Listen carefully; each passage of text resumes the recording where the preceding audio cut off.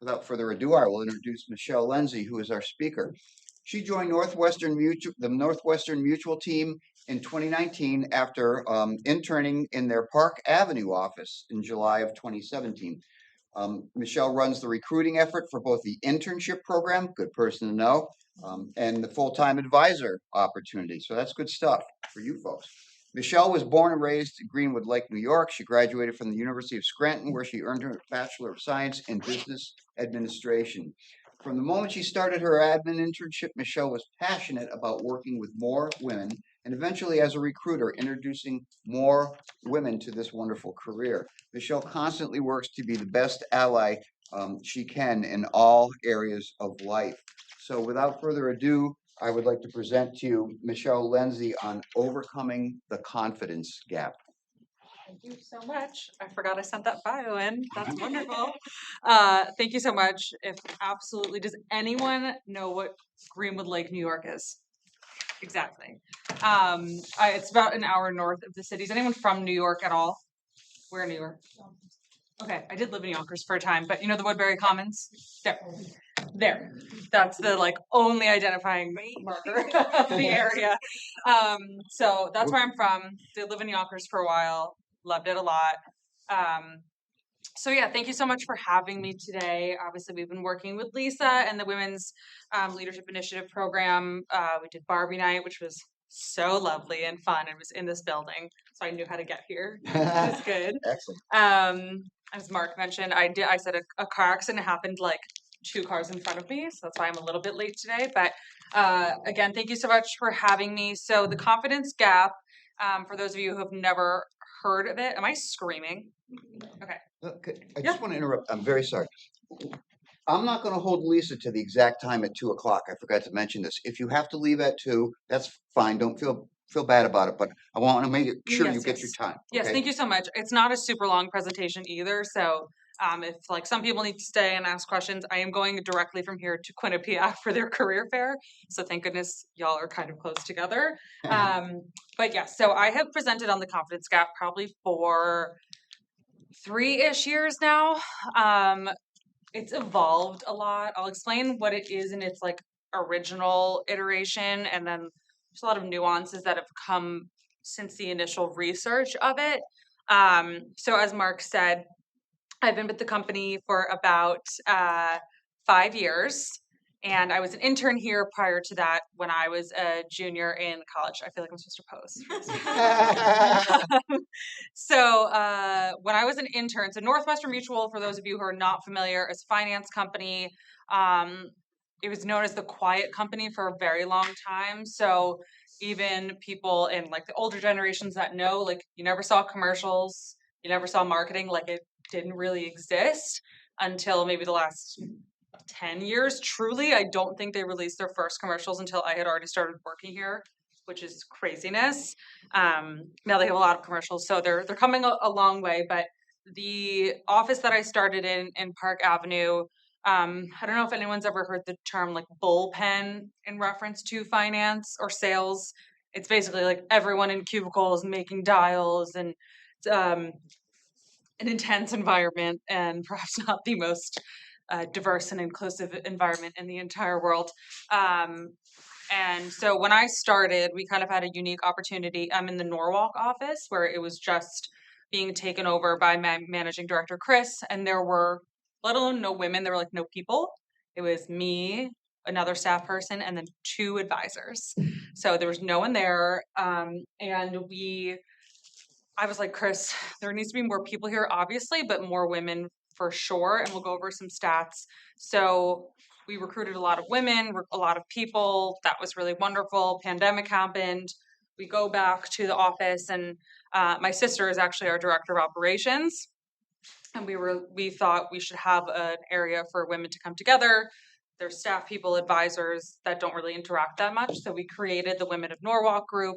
And this is what I presented on in the first one in 2021, I want to say. So again, research has changed a little bit on this, and there are far more nuances. So what is the confidence gap? So any woman that's reading this is going to be like, Really? Because that's not how we feel.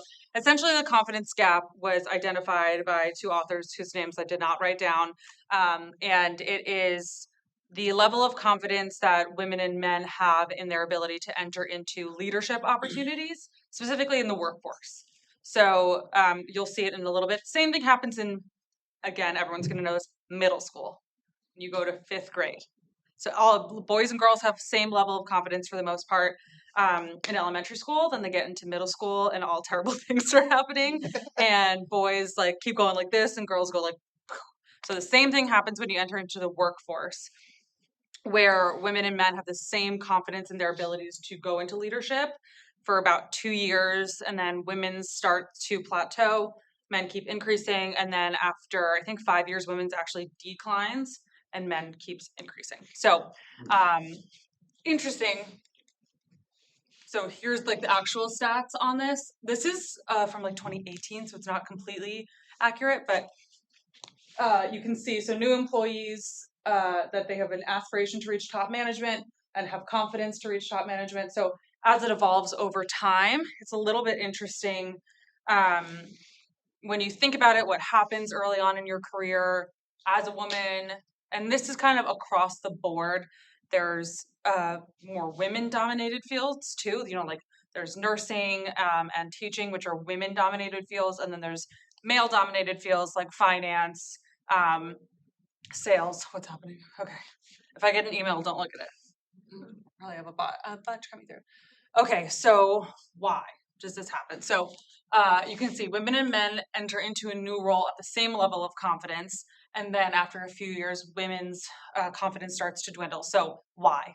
The main research around this is lack of blatant support. So it's not that women don't think that they can, it's that the more and more you don't see opportunities for women or examples of women in leadership, the more you're just going to kind of not think that you're going to be the one to do it. So lack of blatant support. So normal. Oh yes. Why would you use the terminology blatant? Because I know that there are certain cases with leadership where you're doing gentle leadership.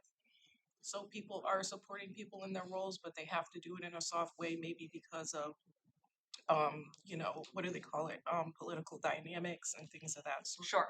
Yeah, totally. So blatant support meaning if you were any woman entering into the company, how would you even know that there were opportunities for you, like women leadership initiatives or women's groups, something like stuff like that, which didn't really exist specifically in finance. Keep that in mind that that's where I'm coming from. But that's a good point. There's different kinds of industries that handle that in different ways. I mean, in finance, if every single director that you're dealing with is a white man, which it normally is. And again, finance is maybe specifically extra not like a beacon of diversity and inclusion, but that's a great question. Specifically in finance, blatant support meaning I feel comfortable to take this plunge because I know that there's people out there that have expressed their support for me and are going to like guide me toward this leadership. Gotcha. Love it. Okay, so I normally give this presentation to recruiters. So I changed it a little bit because that would be more about like what are we doing, meaning we as recruiters. So I changed it to we as why are we discussing this gap? So you can kind of see here across all industries, and if anyone's ever taken any kind of like economics class or business class, they always talk about the importance of diverse groups and how much more productive they tend to be from all different areas. So whether that's nationality or gender or sexual orientation or religion, like all different diverse groups together tend to be far more productive and have much more colorful discussions and ideas around what they're doing than just homogenous groups, which is like even in science, same thing, homogenous. Okay, this is such a like word heavy slide, but I thought these were all super important. So originally, when this confidence gap study was put out, it was all like women become don't or like are not so confident, and men are confident, and like that was it.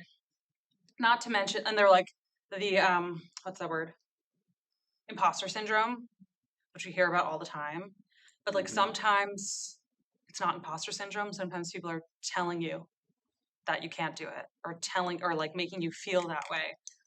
And the differences between a woman of color in this industry or in an industry being told to feel a certain way, or like, oh no, it's just in your head, it's just in your head, it's just imposter syndrome, you can do it, when someone's actually telling you that you cannot or hindering your ability to. I think that's important. So that's where this research has started to kind of transition from just it's all in your head, it's all in your head, to like what's actually happening and how we can change it. So um, this is interesting. So like I said, women, you would probably read that thing that said like women are not as confident as men and be like, what are you talking about? Yes, I am. This is saying here that it's not necessarily like your self-confidence, it's how your self-confidence is perceived in an industry. So perhaps it'd be very different. And again, finance, coming from finance, but I think that the second quote here is very interesting. So I'm going to read it, even though that's not what I'm supposed to do. While self-confidence is gender neutral, the consequences of appearing self-confident are not. So the performance plus confidence equals power and influence formula is gendered. Successful women cannot lean in on a structure that cannot support their weight without their opportunities collapsing around them. Well, that's a great quote. If takeaway is not then that women should forego developing the skills that build their confidence and bolster their performance, instead, it is that organizational systems and practices should change so that women are rewarded equally. So blatant support kind of thing again. So I put this in here because my original presentation was very much the original iteration of this research. So I think that this is like a caveat to the research since then, because like they kind of found that there maybe was no necessarily correlation between women's confidence and how well they do in the workforce or how they enter into leadership opportunities, but how their confidence is perceived and what that means in the industry. So what can an organization do to help here? I did, cite all my resources just in case, so I can send those if anyone wants them. Make job requirements for success explicit, monitor promotions and career advancement, and highlight a wider array of role models. So same thing. I'll give an example. For a time, like me trying to recruit women to my office where there were like no people, let alone no women, was very difficult. So what we had to do was go to other offices that had successful women and use them as a role model. And we were actually very specific about making sure if someone was coming in and they were going to be the first, so if they were going to be the first openly gay person or the only or the first Black woman or like the first woman in general in the office, we wanted to make sure that they knew that they were comfortable with that, because that's a lot to put on someone. So we call it like a trailblazer. So you have to have the trailblazer conversation with them to make sure that that's something that they're comfortable with, and also that they do not then become tokenized when introducing them to new people. Because that was another big fear I had, was not just being like, look, here's like another person that kind of looks like you. Doesn't that make you feel better? Even though it might. And the monitor promotions and career advancement, they said something in this article, I think it was called the fallacy of mediocrity, in promoting people that are favorited, even though their work might not be as good as the other person who was looked over for the promotion, which I think is very important. I did not mean to leave the next slide in here, but it's going to work anyway. And then this is my sources. So I just put resources for recruiters, but it's resources in general, the sources for it. You said So the what of mediocrity? I think it's the fallacy of mediocrity. Fallacy. I didn't I hear it. might be completely wrong in that, but I think that I'm correct. So No, that's true. yes, Yeah, that's true. thank you. There's a lot of fallacies out there that I don't know about, but that one's important. So, I mean, that was really the bulk of my presentation here on the confidence gap. It's still evolving a lot, and working to close it is not obviously on anyone here's hands, but as you enter into the workforce, just making sure whether you are, and this is a confidence gap between men and women, confidence gap between different kinds of people and sexual orientations and ethnicities is a whole other thing that I don't have a presentation on currently, just because this is for the Women's Leadership Initiative program. And I think it's a really interesting and important subject, especially as someone who entered into finance as like a 22-year-old. And I can't tell as a recruiter, so trying to bring in financial professionals. And I can't tell you how many times someone certainly thought they were smarter than me when they weren't. Sometimes I would just pretend to not be smart, and then it would work, and then they would join us, and then they wouldn't last long because why would they? But that's about it. So uh, I'm gonna have, or I have all of your names from the sign-up sheet, so I'll send around some stuff if anyone's interested. But to talk about Northwestern Mutual quickly, and then we can get into any questions that anyone has, or comments, or concerns. So, like Mark said, I'm in the Norwalk office, and we are hiring for summer internships for this year. I know that that gets confusing because some companies do the following year. The full-time opportunity, and then I promised my campus recruiter, who is in Cancun right now, Nicole, that I would mention this. They started a new program for graduating seniors that is basically in finance, in financial advising. Career changers tend to do really well, and interns that go full-time tend to do really well. And then there was this big opportunity for college students that had just graduated where they were just not being retained at all. So this is basically our answer to it, where you're on an accelerated track to get all your licenses, to build up your clientele, all of that without, or with some extra protection and mentorship and guidance around it, so that if you get to the end of the summer, you would just be good to go, fully licensed, like day to day. So I wanted to mention that we have like takeaways and stuff, so I can always send it to Lisa. But that's it. Any questions, comments, concerns? Mark. Did you personally experience the confidence gap? And if you did, can you share with us the path that That's great. of recognition and coping with it and defeating it and so forth? That's a great question. Thank you. So I was lucky in that because our office was so small and I basically built it. I didn't experience it right away because everyone, aside from 2 people that works in my office, I recruited. And now there's a lot of them, which is very nice. But once I started, which is now, considering transitioning from recruiting to development, which means I would still be recruiting people, but then I would be responsible for their development. In our office, it's called a growth development director. I have been the director of recruiting for 5 years. I always say it's impossible to be comfortable in recruiting in this company, but I'm pretty much as comfortable as I can be. So this feels like now when I'm like, what if I try it and then I'm not good at it? Or I've never been an advisor before. How am I supposed to tell them how to do what they're doing? So I think I'm like at the precipice of maybe my confidence gap right now. But Northwestern Mutual, the reason I even consider doing this is because I'm in the women's leadership program at Northwestern Mutual, which is a company-wide thing, and they do a great job. So I think that's a good example of, not only is my director really wonderful and helpful and encouraging to me, but this program has helped a lot as well. So even though I was starting to feel it, the program as well as my director, I feel like it's helping a lot with the closing it for myself personally. And I've seen, I was also 22 when I started, so like I did not know anything from anything, nor did I think I would ever even consider. If you told me this time last year I would even want to go into development, I would be like, no, thank you.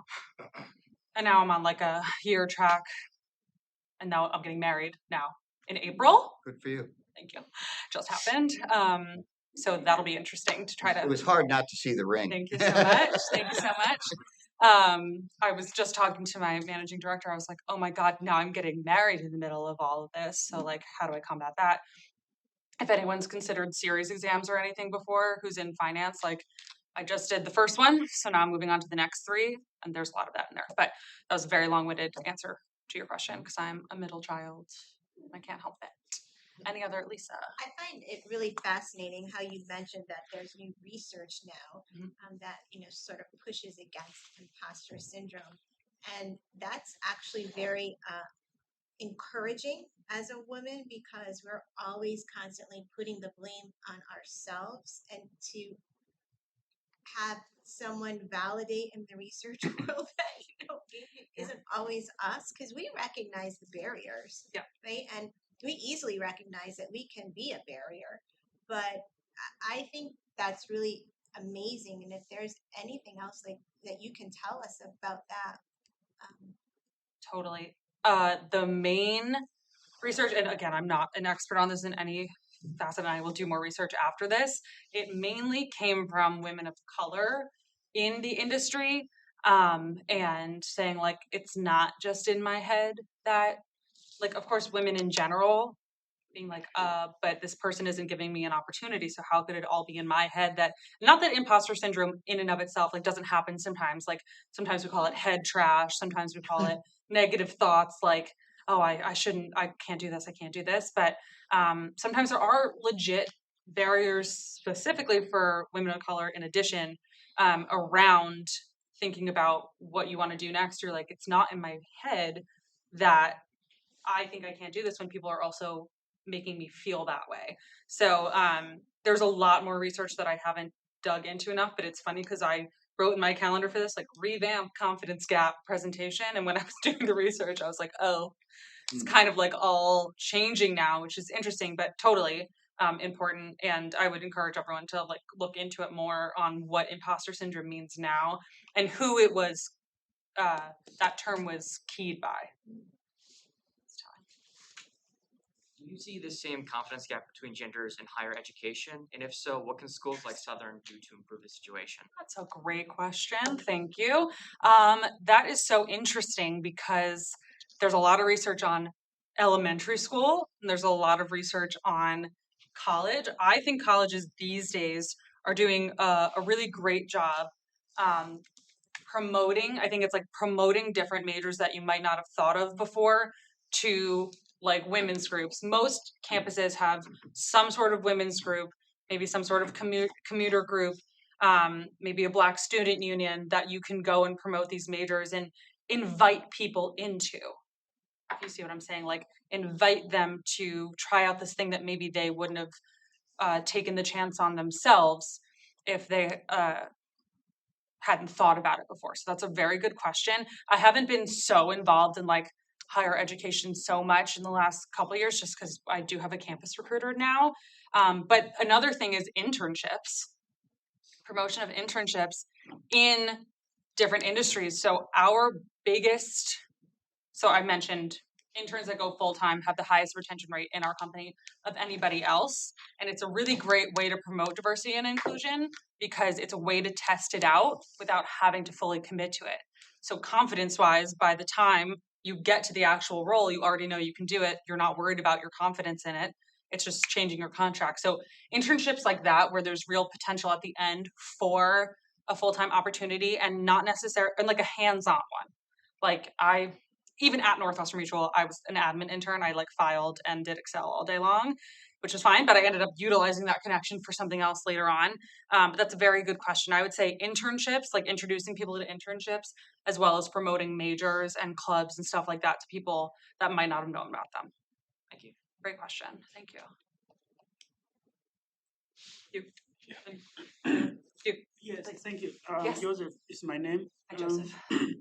Sorry, you mentioned that confidence gap is mainly caused as a result of it's a sort of perceived behavior. It's a perceived thing. Perceived, right. Yeah, so makes it very interesting because for me, if it is perceived, then well, I still understand some institutional barriers that affects the confidence. Right. But I don't know how big. What if I have to quantify it? What is what is the difference? I mean, if we have it's a perceived behavior, it's something which we know it is perceived. It is not really true. If it is perceived, then it is in the mind. Right. It is the mind. So I think it's the role of the organizations like your organization and other organizations out there. Sorry.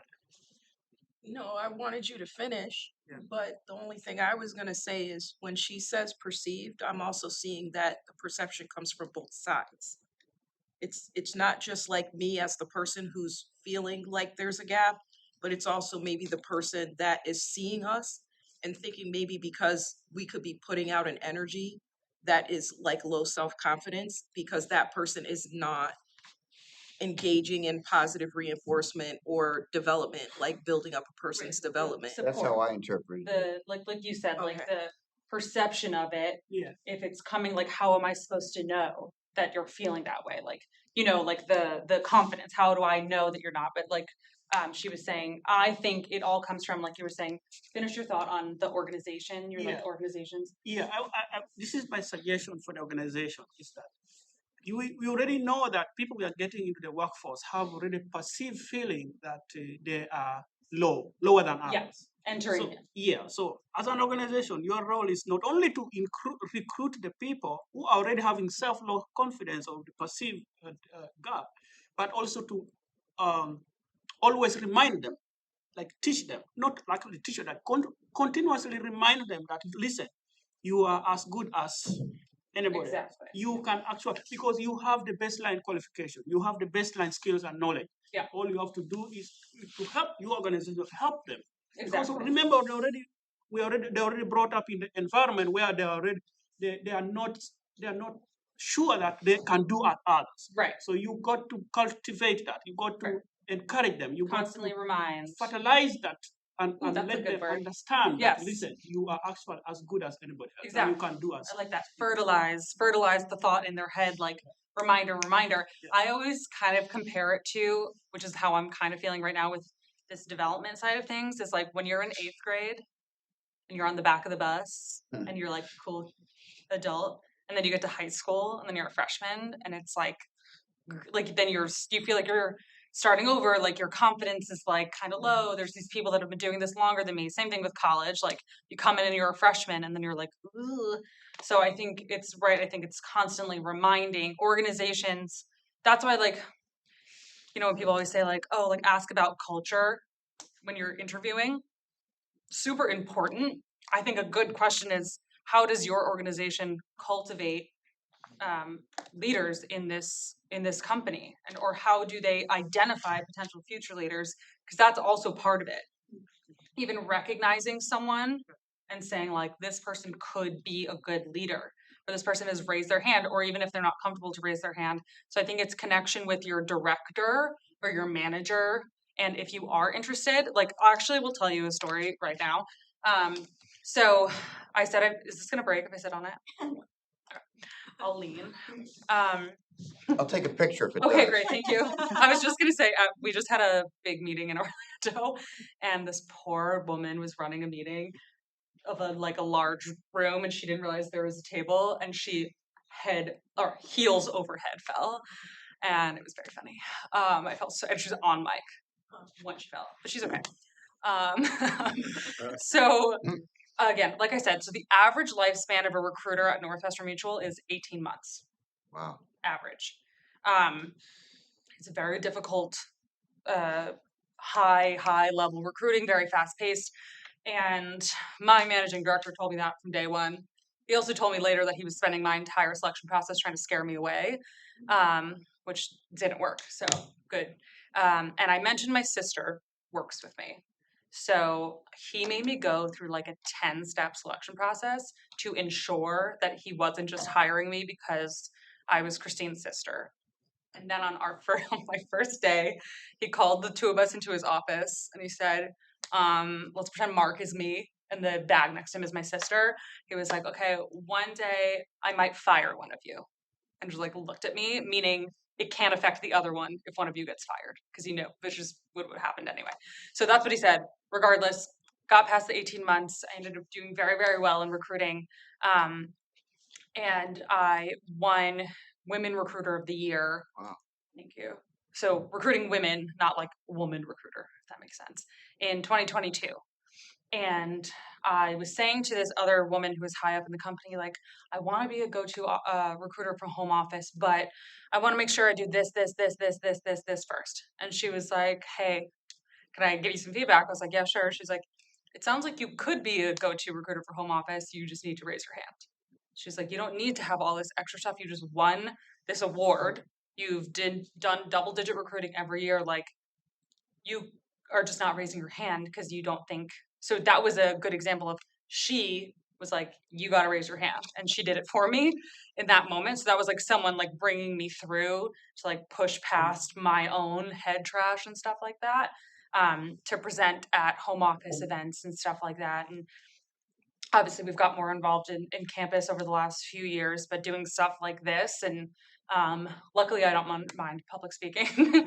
But I think that was like the biggest like light bulb changing moment for my career, that she was like, sounds like you could be, and you're just not raising your hand. And I was like, oops, you're totally right. I was like hiding in my little like small pond big fish, if that makes sense. Same thing with the 8th grader bus to freshman year bus. Anything else?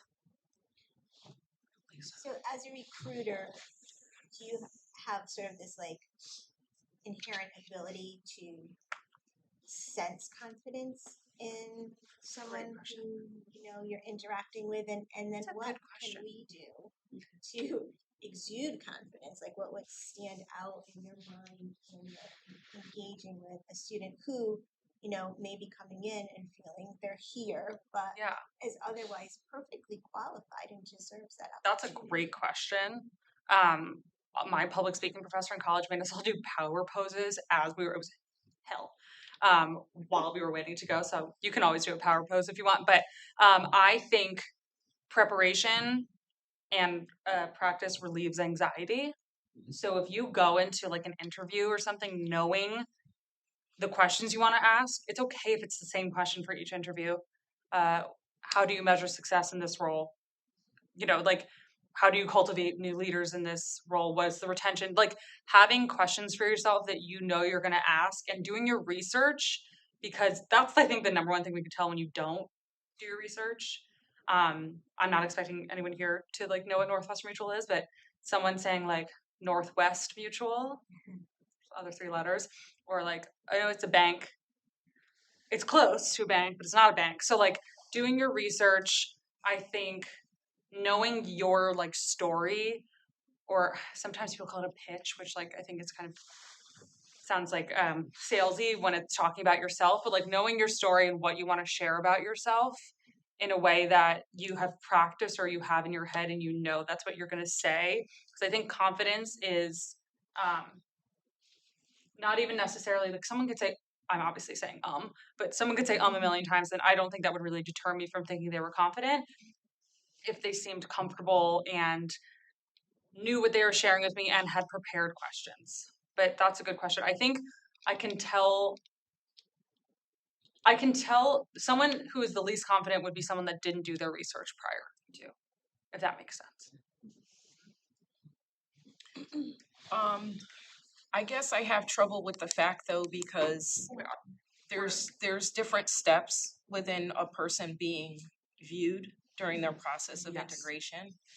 And who they work with directly really is the impact, right? Yeah. So who we see as a recruiter might be different than what that person actually becomes, because they end up in a different set of hands that Mhm. operate and communicate differently. That's totally true. I'm going to be transparent. I use myself as an example. I have a lot of different challenges. Okay, I have the minority challenge, I have the female challenge, I have the educated Black woman challenge because I'm in a primarily Black institution, and it's inner city. So that concept of what is attractive in a woman is totally different than how I was actually raised. And then there's also culture clashes, right? Yeah. The culture and that I grew up in was not the culture of my choice. But that's how I relate to the world. It has always worked for me. I enjoy it. I think it's a gift. But those around me see me as a person who is not tapped into what they would consider to be my genuine culture, which is my heritage. These things we don't talk about and we don't discuss, right? But then when it comes to communication, giving work out, giving people the opportunity to step up to the plate, you start treating them in the way that you feel they are or are not, according to whatever your perception is. And I think it's hard, like for me to know that, hey, I can I can narrow my confidence gap by practicing these certain things, which helps me during the interview process. But then what am I doing during my work and interacting with the other teammates and leadership in order to narrow that gap? And I find, like, for me, I was a musician for many years, so the way that my brain works is totally different. I love IT. I'm very analytical. I'm very fact-based. So when I speak with people and communicate, I literally do kind of stick to the work stuff. I don't do a lot of socializing and stuff. And in the environment I'm in, it's kind of like, well, we want the softness and, we want people to kind of schmooze us a little bit, right? And I do my share of it. I guess I say I would definitely talk to people and let them know, like, hey, you look great today, or you dress nice, or I love your attitude, like I really try to encourage people, but it's not really built into, like, if I'm trying to get a project done, I'm like, hey, let's get to work. So that is not interpreted very well. And then I find a lot of times that because of all those factors that I'm dealing with as an individual, now I'm trying to manage up, right? Because the only way for me to try and create sustainability in the role that I'm in is to try and communicate what it may be that is needed for the situation to be a little bit better. But yet that's not my authority and that's not a part of my role. I had a question that segues beautifully Okay. from your Great. comments. I taught communications at the University of Hartford for 20 years, and the text that I used, which was great, talked about the difference between how men communicate and how women communicate. They say men speak in report talk and women speak in relationship talk. And it sounds like you speak in report talk, but are expected to do more relationship talk. And I just wonder what's your thoughts? Do you think that's accurate? And I personally think that I'm a successful communicator because I can blend both. But like the man might say, you messed up on page 2, you got to do it over again. And the woman might say, your report was good, but I think if you took a look at that second paragraph, you might want to recheck the figures that you used. Yeah. I mean, that's an example right out of the book. Yeah. No, that's 100%. Thank you But for still sharing. considering managing up because Yeah. right, because for me, if I'm a supervisor, I'm gonna say, okay, this is this person's communication style, and either I need to adjust or I need to help that person with being more flexible. But if it's the other way around where I'm like, we're not able to kind of find where that gray area is, but she has or he has like that authority to really establish the relationship, I'm having trouble. Like, where do I find a better way of Yeah. trying to narrow the gap? So, meaning as someone who's being supervised by a supervisor, so if it was the reverse, you know that you would be able to adapt and help this person, which would be being a good manager, right? Would be to, they always say like the hardest thing in the world to do is to like listen, like sit and listen to someone, especially as a manager, because like our favorite topic is us, which of course it is.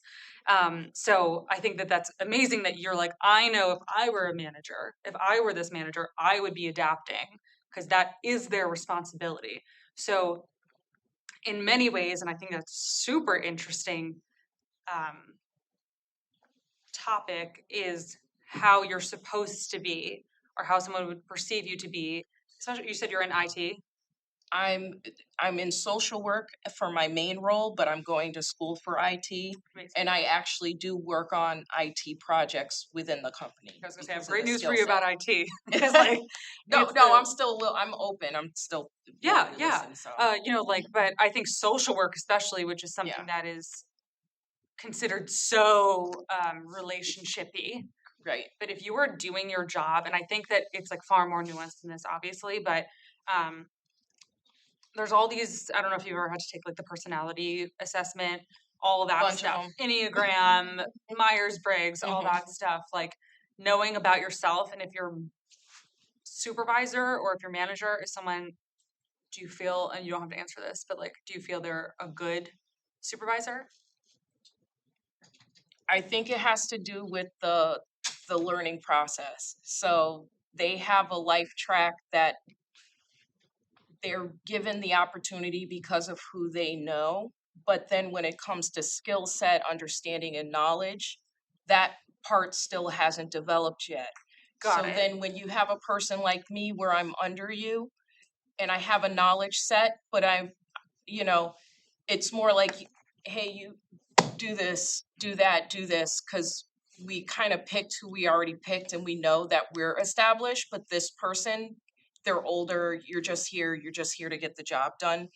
But I made it clear to other people, like, I have the ability of, other people are aware of what my abilities are. I feel like she's marginalizing me because of the fact She that wants you to be more relationshipy maybe to her to or her- whatever it is. Right. So A sounds like perhaps she's not a great fit. Yeah. Maybe for the right time. That's really frustrating too when you're like, I'm doing my job well. And some people take things like that very personally. Sure, social work is a very like personal, but she's not the people you're helping. So that's where it comes into play, right? So it's known, I'm very known for my ability to work with all other coworkers well, and that my relationship that I build with the clients that come in are really stellar. Not only that, but solutions around the different work tasks that I'm provided.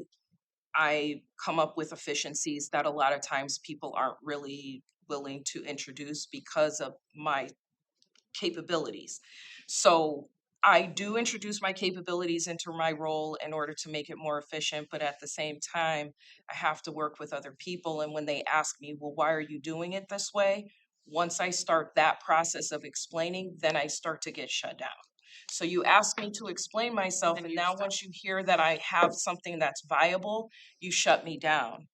And then I'm going between that person and the higher up, and the higher up is saying, well, this is what's being reported to me, and I'm like, well, it's coming back to me that you're saying that I'm not, and if you look at my work, I'm just going by what I'm being told. So Yeah. there is misinformation.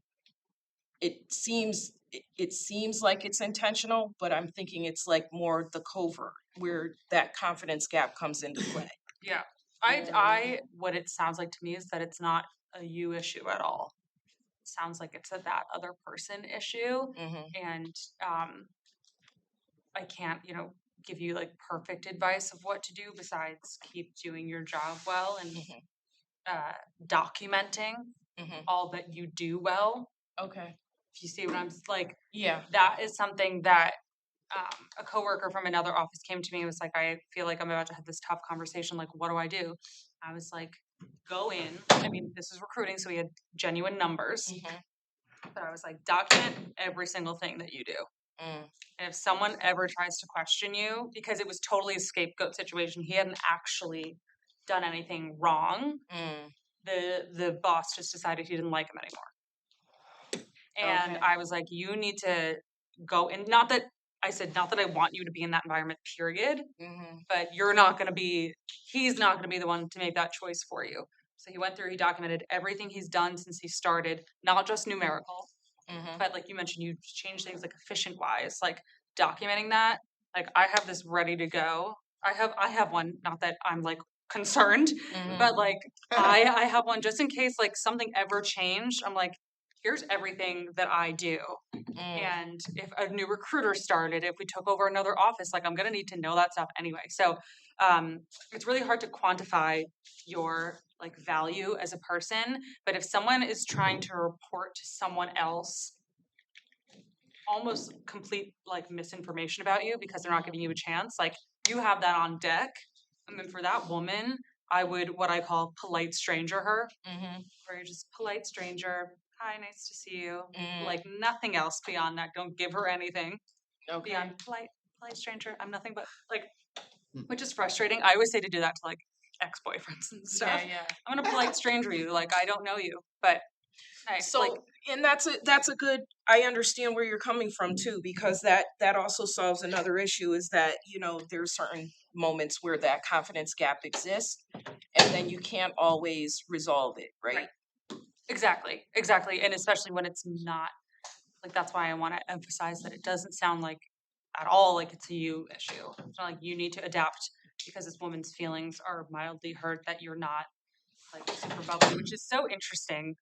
Um, I know that the hierarchy and the infrastructure of social work Mm-hmm. has like a lot going on Mm. in it, and that's like not. I mean, I've certainly had friends that were in social work that it was just like very complicated and very charged and like Mm. emotional. So that's what I would say, and Okay. like keep studying the IT and then get out of there. Let me know if you need anything too. I'll give you my Gotcha. number. Thank you. Awesome. Thank you so much. Anything else? How's the pizza?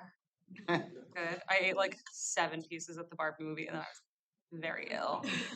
We got mozzarella sticks from somewhere and it was like liquid. It was Ew. gross. Too far. I know, but everything else was great. The cookies, we got the pink cookies from like Stop and Shop with the cream on top. Okay, cool, amazing. Thank you guys so much. I think I'll have like your names and emails and stuff. So I will send over my LinkedIn. Oh, just feel free to add me in general. It's just Michelle, 2 L's, Lenzi, Lenzi. If anyone wants advice on a resume or just like advice on an interview or wants an internship or a full-time job or that development program, just LMK. Thank you, Michelle. Thank Very much. you.